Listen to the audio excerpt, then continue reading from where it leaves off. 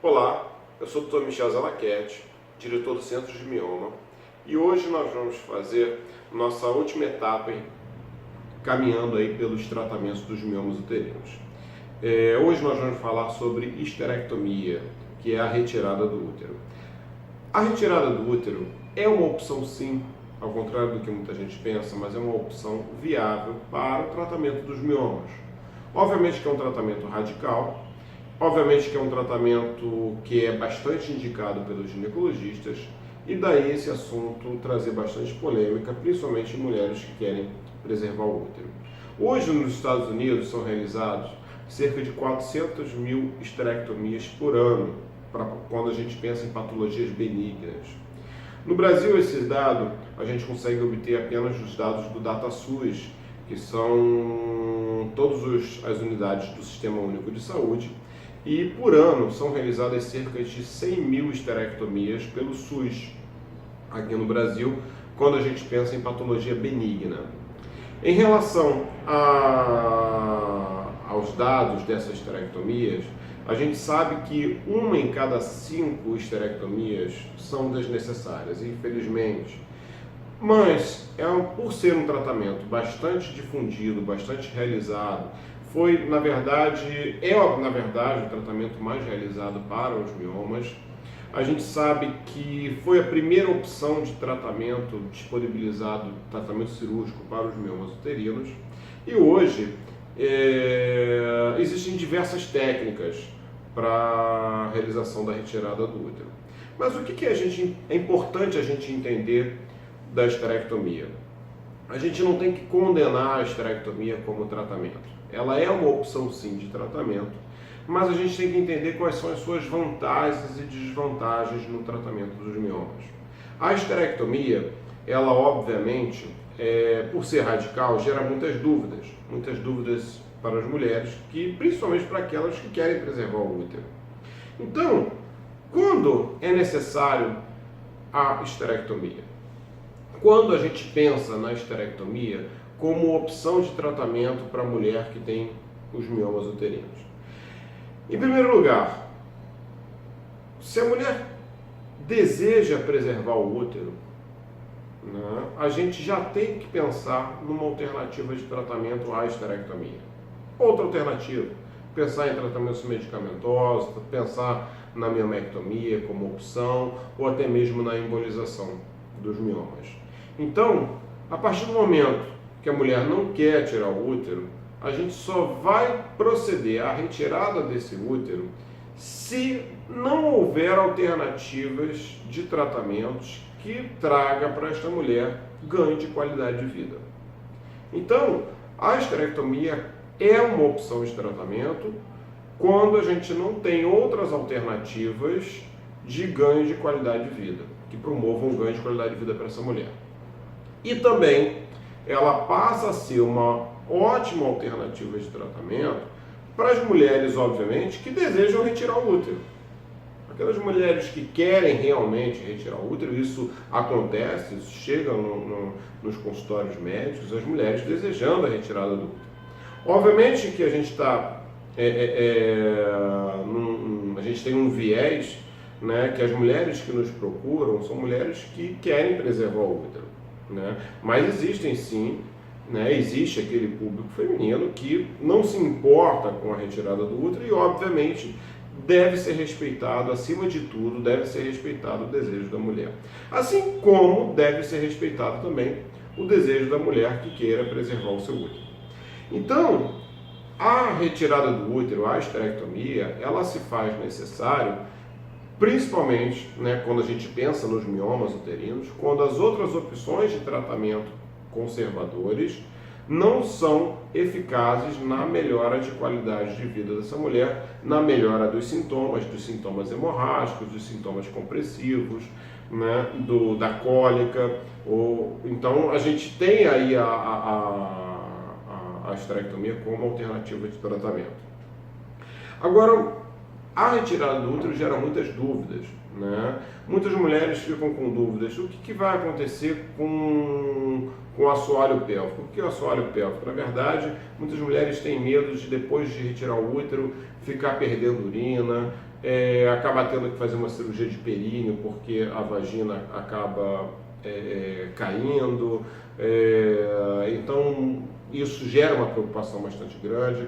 Outra preocupação bastante grande está em relação à perda da libido, está em relação à função sexual, em relação à questão da menopausa, função ovariana ou não. Então vamos deixar bem claro esses pontos para todos vocês, né, para a gente realmente tirar as dúvidas em relação à esterectomia, em relação à retirada do útero.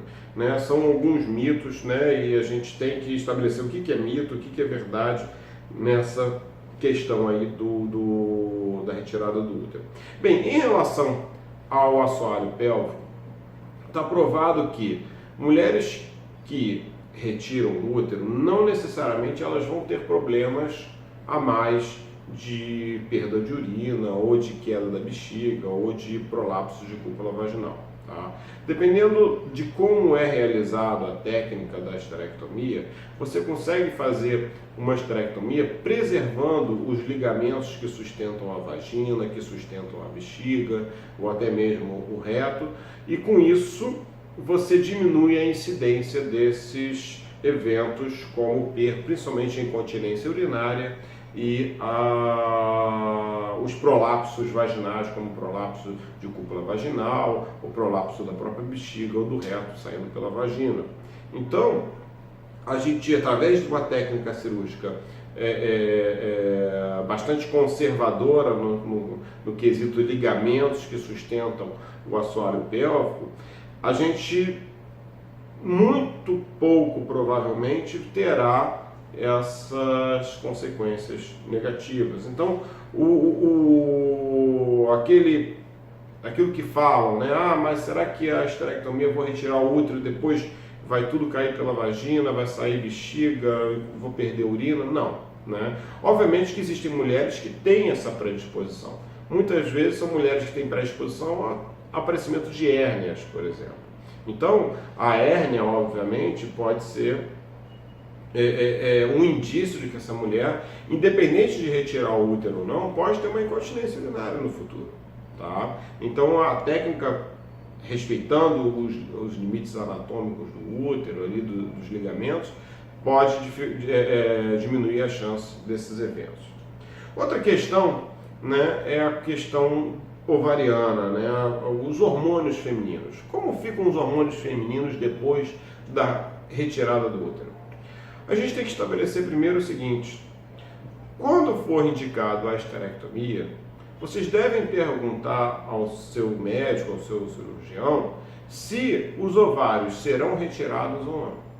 Tá? Isso faz uma grande diferença, porque a função ovariana, se os ovários ainda são funcionantes, se você ainda menstrua, é extremamente recomendado que seja preservado os ovários se eles estiverem normais, tá? Porque eles continuarão produzindo hormônios que manterão a sua função ovariana. Então você vai acabar entrando na menopausa, ou seja, o ovário vai acabar entrando em falência na época natural. Então, se você tirar o útero aos 45 e sua menopausa está prevista mais ou menos para os 50, sendo preservados os ovários, obviamente você ainda vai ter ali 5 anos de produção hormonal, que é extremamente importante para você.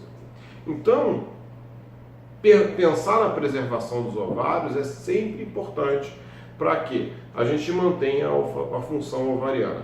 E com isso, mantendo a função ovariana, os ovários vão continuar produzindo os hormônios de estrogênio e progesterona, principalmente. A função sexual, ela fica preservada, a libido fica preservada, tá? Então, a função sexual e a libido, ela não está relacionada, isso está mais do que provado, à questão da presença ou não do útero. Ela está relacionada muito à questão hormonal. Então, sendo preservados os ovários, a função sexual, ela é preservada. A libido, ela é preservada. Então, a libido, a questão da libido, ela está relacionada à questão hormonal dos ovários. Outra questão, né, que muita gente pergunta, relacionado também à função sexual, está na questão do prazer que pode ser relacionado à presença ou não do útero, né? O útero, ele não é responsável pelo orgasmo da mulher, tá? Então, a retirada do útero não vai fazer com que essa mulher tenha menos orgasmos. Também não está relacionado ao colo do útero, né? Então, está provado também que os centros erógenos na pelve da mulher, o útero tem muito pouca relevância. Então a gente tem que pensar que a questão do orgasmo não está relacionada à questão do útero. Então muitas mulheres, sim, que tiram o útero, elas continuam tendo o orgasmo, tá? Então não fiquem achando que a sua função sexual será diminuída pela retirada do útero. Isso é um mito muito grande que a gente tem que estabelecer para todas as mulheres, tá? Outra questão está na lubrificação vaginal. Muitas mulheres acham que retirando o útero vai diminuir a lubrificação vaginal. Veja bem, se for retirado o ovário, você vai perder os hormônios de estrogênio e progesterona e certamente isso influenciará na lubrificação vaginal. Agora, se os ovários forem preservados, o útero não é responsável pela lubrificação vaginal. Quem é responsável pela lubrificação vaginal, quem são os responsáveis são as glândulas que estão no introito vaginal. São dois pares de glândulas, que nós chamamos de glândulas de Bartholin e glândulas de Skinner. Esses dois pares de glândulas é que são responsáveis pela lubrificação vaginal quando a mulher está excitada. Então, obviamente, que a ausência do útero não vai influenciar nessa lubrificação vaginal. O que vai influenciar é a presença dos hormônios, né, que vão promover a lubrificação vaginal através dessas glândulas que vão liberar o muco, né, responsável ali por essa lubrificação. Então, daí a importância dessa função ovariana, da importância de, quando os ovários estiverem normais, deles serem preservados, sim. Enquanto os ovários estiverem funcionantes, é importante que os ovários sejam preservados. Para quê? Para que essa função hormonal, para que essa função sexual, essa questão da libido não seja alterada. Então, obviamente que a retirada do útero, não que a gente esteja advogando pela retirada do útero, mas uma vez que a retirada do útero é a única opção, ou a melhor opção, e a mulher deseja retirar o útero, a gente tem que explicar que a questão sexual, ela pode ser preservada sim, tá? Ela vai ser preservada.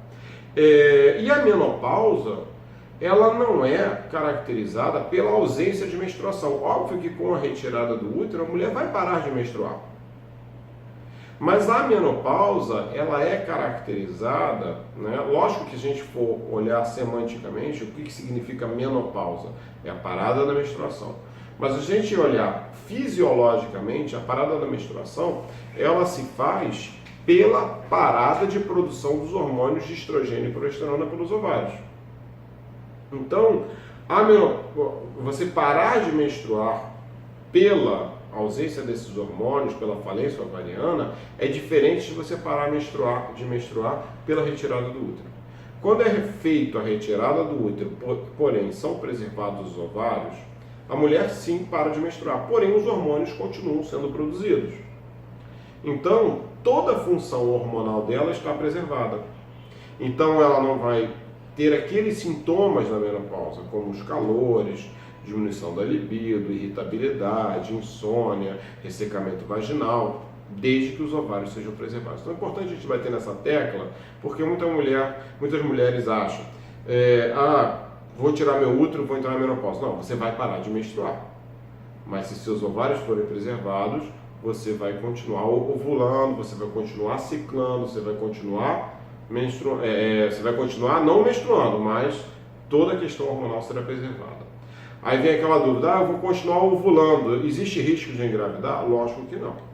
Se você não tem o útero, você não tem o risco de engravidar se for preservado os seus ovários.